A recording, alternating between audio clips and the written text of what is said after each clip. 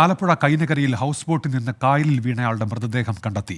48 വയസ്സുള്ള സന്തോഷാണ് മരിച്ചത്. വിവരങ്ങളുമായി മനീഷ് മഹിബാൽ ഇപ്പോൾ ചേരുന്നുണ്ട്. മനീഷ്, എന്തൊക്കെയാണ് വിവരങ്ങൾ?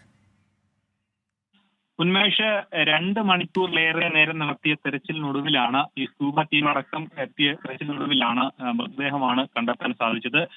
സന്തോഷിന്റെ വീട് ആലപ്പുഴ നഗരത്തിൽ തന്നെയാണ്, കരളകം വാർഡിലാണ്, തോണകുളങ്ങരയാണ് സന്തോഷിന്റെ വീട്. ഇന്ന് രാവിലെ 11 മണിയോടുകൂടിയാണ് സന്തോഷും 16 സുഹൃത്തുക്കളും ചേർന്ന് ഹൗസ് ബോട്ടിൽ പുന്നമടയിൽ നിന്നും യാത്ര തിരിച്ചത്. ഇവർ നേരത്തെ വർഷങ്ങൾക്ക് മുൻപ് 1991 ബാച്ചിലെ STV സ്കൂൾ, ആലപ്പുഴ നഗരത്തിലെ STV സ്കൂളിലെ SSLC വിദ്യാർത്ഥികളാണ്. പൂർവ്വ വിദ്യാർത്ഥി സംഗമത്തിന്റെ ഭാഗമായിട്ടാണ് ഇവർ യാത്ര തുടങ്ങിയത്. പക്ഷേ അങ്ങനെ പൂർവ്വ വിദ്യാർത്ഥി സംഗമം ദുരന്തത്തിലേക്ക് കലാശിക്കുകയായിരുന്നു. ആലപ്പുഴ കൈനകരി ചാവറ പവൻ ബോട്ടിലേക്ക് സമീപമാണ് ഈ ബോട്ടിൽ നിന്നും ഓളം വന്ന ശേഷം ബോട്ട് നിന്നും താഴെ വീണ് കായലിലേക്ക് വീണ് കാണാതാവുകയും പിന്നീട് തെരച്ചിലിനൊടുവിൽ മൃതദേഹം കണ്ടെത്തുകയും ചെയ്തത്. ശരി, മനീഷ് മഹിബാൽ ആലപ്പുഴയിൽ നിന്ന്.